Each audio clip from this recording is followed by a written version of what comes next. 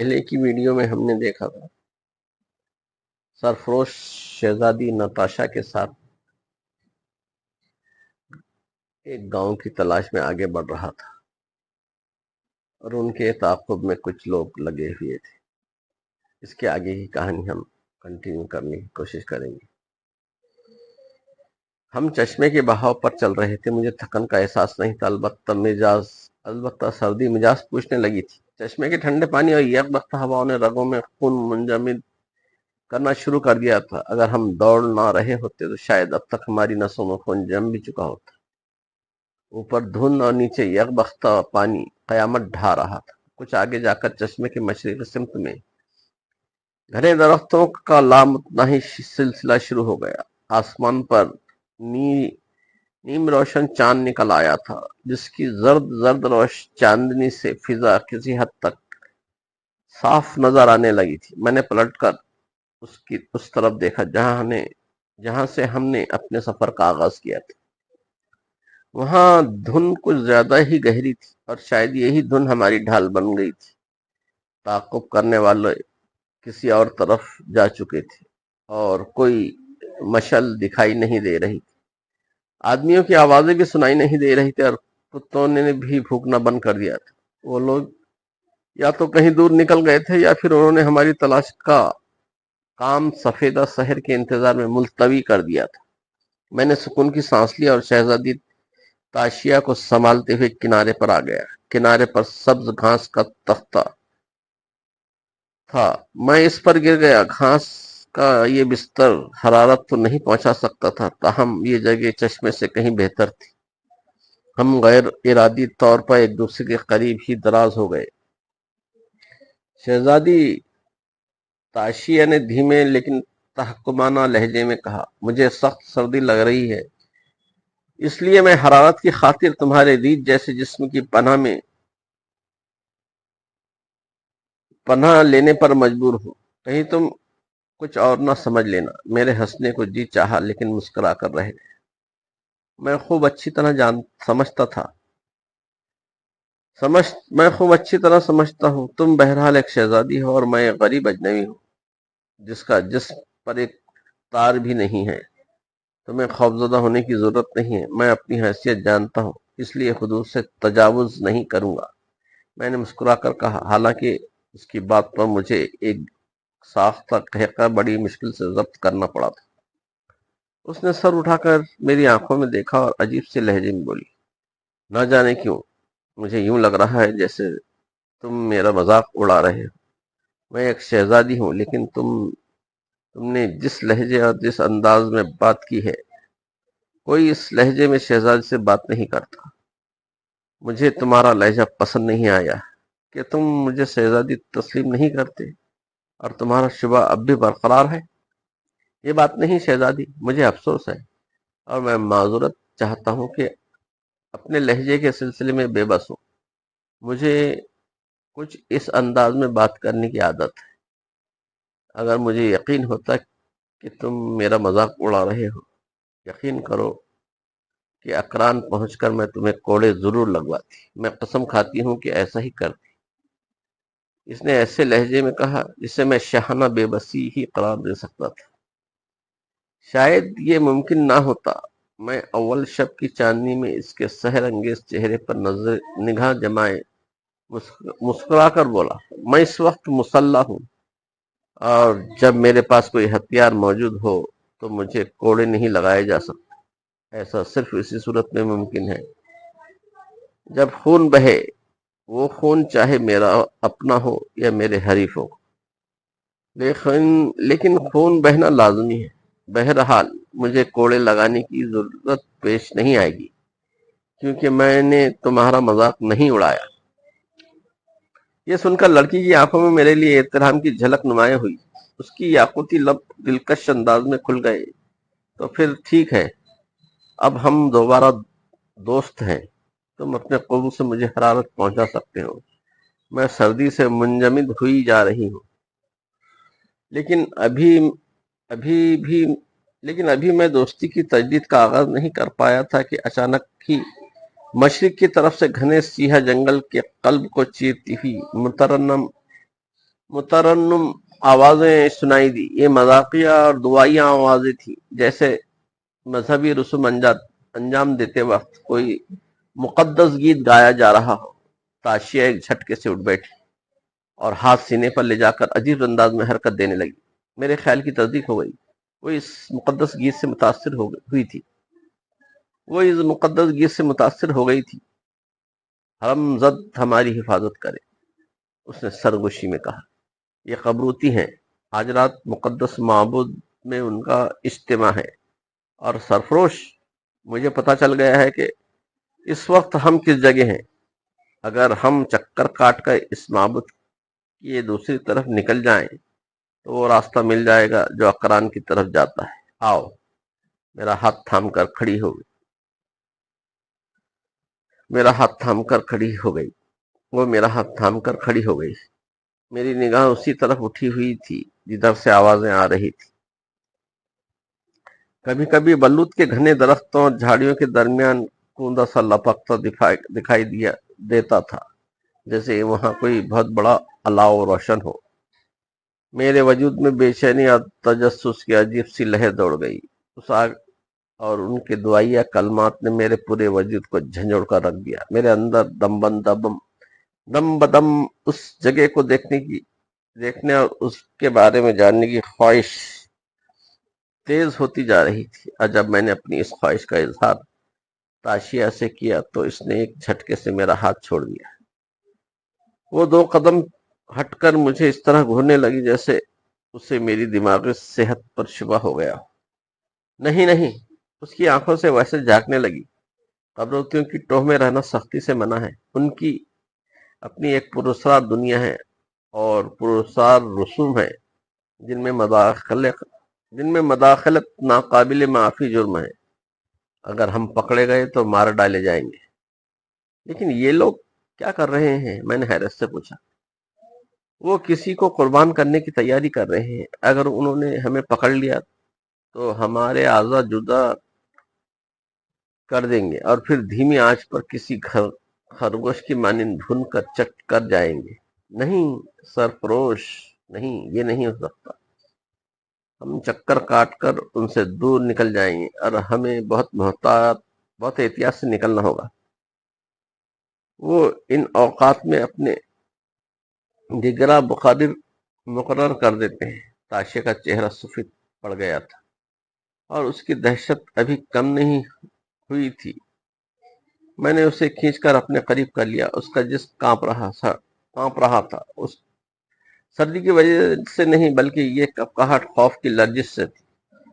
میں نے اس کے بال سہلاتے ہوئے پوچھا، کیا تم نے کبھی یہ سب کچھ اپنی آنکھوں سے بھی دیکھا ہے؟ کیا سب کچھ؟ وہ خفضہ لہجے میں بولی. یہی قربانی کا منظر اور ان کے نگراں. نہیں. تاشیہ نے سر کو انکار میں جنبش دی. میں اس کی جرات بھی نہیں کر سکتی. میں احمق نہیں ہوں جو اس طرح مرنے کی خواہش کروں. البتہ میں نے احباز میں ان کی بہت سی داستانیں ضرور سنی ہیں اور یہ داستانیں حقیقت پر مبنی ہیں. قبروتی بہت طاقتور، بااثر اور مقتدر ہیں. ان کا اپنا قانون ہے. یہ بات سبھی جانتے ہیں اور تمہیں بھی سمجھ لینا چاہیے کہ اجنبی اور لا علم ہونے سے جرم اور سزا کی نوعیت میں تبدیلی نہیں آتی.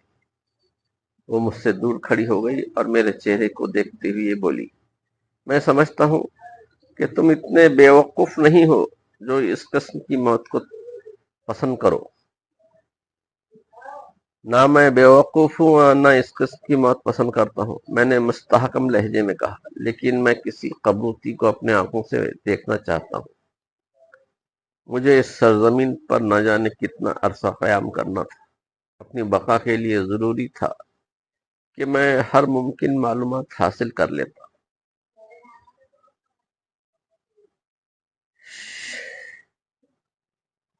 تاشیہ کی گفتگو سے اندازہ ہو گیا کہ قبروتی بے حد خطرناک لوگ ہیں اور میرے دشمن بھی ثابت ہو سکتے ہیں. اس لیے ضروری تھا کہ میں ان کے بارے میں زیادہ سے زیادہ معلومات حاصل کروں. چنانچہ میں نے مضبوط لہجے میں کہا، شہزادی تاشیہ، مجھے افسوس ہے کہ میں اپنے ارادے سے باز نہ رہ سکوں گا. اگر وہاں کوئی خطرہ ہے تو میں تمہیں اپنے مصائب میں شریک نہ کروں گا، تم یہیں ٹھہرو اور میری واپسی کا انتظار کرو۔ تم پاگل ہو گئے ہو؟ اس نے خوفزدہ لرزتی ہوئی آواز میں کہا۔ قبروتی ان لوگوں سے بھی زیادہ خطرناک ثابت ہو سکتے ہیں جو میرے خون کے پیاسی ہیں، پیاس میں مبتلا مارے مارے پھر رہے ہیں، لیکن میں انہیں نظر انداز کر کے آگے نہیں بڑھنا چاہتا۔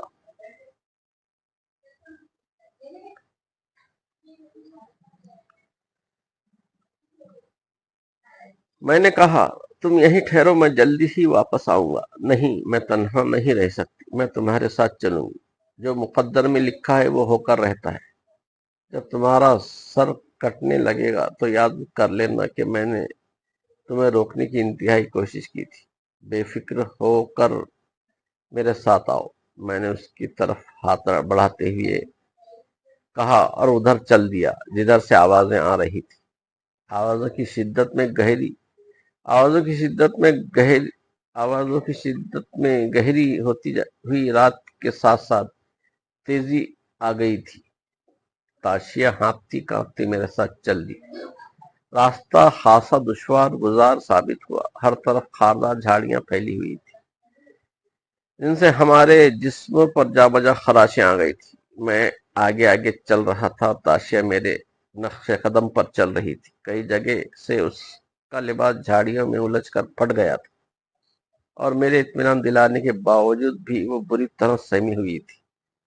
فاصلہ سمیٹنے کے ساتھ ساتھ وہ آوازیں بلند اور واضح ہوتی گئی۔ ان آوازوں میں ہم آہنگی اور موسیقیت نہیں تھی، بلکہ انہیں سن کر دل پر دہشت طاری ہوتی تھی۔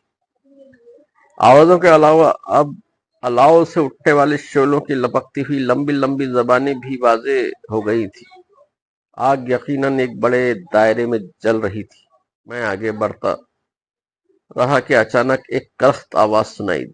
کون ہے جسے مقدس معبود کی طرف آنے کی جرت ہوئی؟ آواز میں بولنے والی کی جنس کا تعین نہ کر سکا، لیکن یہ اندازہ ضرور ہو گیا کہ آواز عقب سے آئی تھی۔ تاشیہ بے ساختہ اچھل پڑی اور مجھ سے لپٹ گئی۔ میں نے اسے الگ ہٹاتے ہوئے سرگوشی میں وہیں ٹھہرنے کی ہدایت کی اور آواز کی سمت چل دیا۔ آواز دینے والا یقیناً کسی درخت کی اوٹ میں تھا اور میری نگاہ سے چھپا نہ رہتا۔ میں نے چند ہی قدم اٹھائے تھے کہ ایک سفید سائے پر نظر پڑی۔ تلوار پر میری گرفت مضبوط ہو گئی۔ اس کے ساتھ ہی پہلے جیسی خشک کھردری اور کرخت آواز دوبارہ اٹھی۔ وہیں ٹھہر جاؤ، میرے قریب نہ آؤ، میں قبروتی ہوں، اور جو شخص میری نافرمانی کرتا ہے اس پر سارے جہاں کے دیوتاؤں کا عذاب نازل ہوتا ہے۔ اسے ابدی تاریکی اور قہر کا دیوتا ہمیشہ کے لیے نگل جاتا ہے۔ وہیں رک جاؤ، یہ میرا حکم ہے۔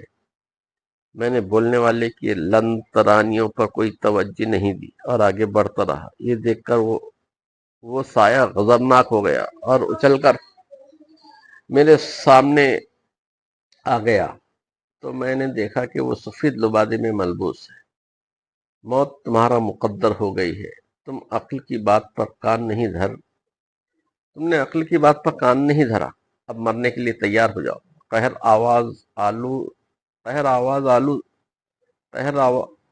آلود آواز میری سماعت سے ٹکرائی۔ بھرپور چاندنی میں اس سفید پوش کے ہاتھ میں مجھے ایک تیز دھاردار خنجر چمکتا دکھائی دیا۔ میں اس کی خطرناک ارادے کو بھانپ گیا اور تیزی سے تلوار والا ہاتھ گھمایا۔ سفید لبادے والی یہ خوفناک مخلوق غالباً تلوار سے بے خبر تھی۔ گھومتی ہوئی تلوار کی چمک محسوس کرتے ہی وہ ٹھٹک گیا۔ تذبذب کا ایک ہی لمحہ اس کی موت کا پیغام بن گیا۔ تلوار اس کی گردن پر پڑی اور اگلے ہی لمحے وہاں سے سرخ خون ابل پڑا۔ وہ گھٹنوں کے بل جھکتا چلا گیا۔ ابھی تک اس نے کوئی آواز نہیں نکالی تھی، تاہم میں نے یہ سوچ کر کہ کہیں وہ مدد طلب کرنے کے لیے چیخنا نہ شروع کر دے، اس پر پے در پے وار کیے۔ وہ چند بار تڑپ کر ہمیشہ کے لیے ساخت ہو گیا۔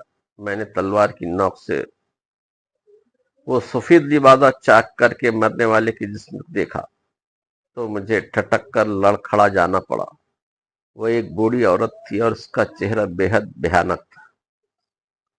تاشیہ نہ جانے کب میرے پیچھے آ کھڑی ہوئی تھی۔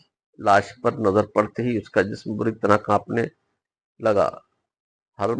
حرمزد ہماری حفاظت کرے، ہم نے اسے مار ڈالا، ایک قبروتی کو مار ڈالا، ہم پر عذاب ہی عذاب نازل ہوگا، اب ہمیں کوئی نہیں بچا سکتا۔ اس کا لہجہ رو دینے والا تھا اور آواز میں کپکپاہٹ تھی۔ فضول باتیں نہ کرو شہزادی، میں نے تیز لہجے میں کہا، تمہیں یہ بات پہلے ہی بتا دینے چاہیے تھی کہ قبروتیوں میں عورتیں بھی شامل ہیں۔ میں عورتوں پر ہاتھ نہیں اٹھاتا، چاہے وہ میری جانی دشمن ہی کیوں نہ ہو۔ تاشیہ نے جلدی سے میرا ہاتھ تھام لیا اور مجھے ایک طرف کھینچتی ہوئی بولی، اب یہاں ایک لمحہ بھی رکنا موت کو دعوت دینے کے مترادف ہے، آؤ یہاں سے نکل چلیں، ابھی جان بچانے کا موقع ہے۔ میں اپنی جگہ سے ٹس سے مس نہ ہوا۔